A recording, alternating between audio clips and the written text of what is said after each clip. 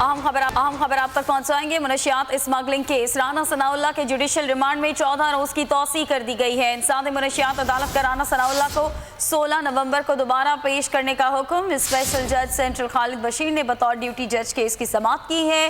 राना सनाउल्लाह की रिमांड में मजीद तौसी कर दी गई है। अदालत का राना सनाउल्लाह की मुलाकात के दौरान तस्वीर बनाने का भी नोटिस, कमरा अदालत में तस्वीर ना बनाई जाए।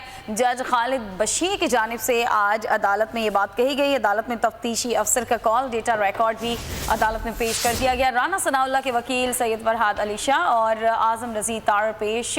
पुलिस मेगाफोन इस्तेमाल कर रही है। आजम नज़ीर तार की जानिब से कहा गया एडवोकेट पुलिस वाले 300 बंदे हैं और वकील सिर्फ 5 या 6 हैं। आजम नज़ीर तार ने आज अदालत में ये बात भी कही, बहस तो 2 या 3 वकला ने ही करनी है। जज खालिद बशीर की जानिब से कहा गया कि हमें राना सनाउल्लाह से मुलाकात के लिए 15 मिनट का वक्त दे दें। यह अहम खबर आप तक पहुंचा रहे हैं। अब इस केस की समाअत होगी 16 नवंबर को और 16 नवंबर को एक बार फिर राना सनाउल्लाह को पेश किया जाएगा। 14 रोज़ की तौसी कर दी गई है राना सनाउल्लाह के रिमांड में।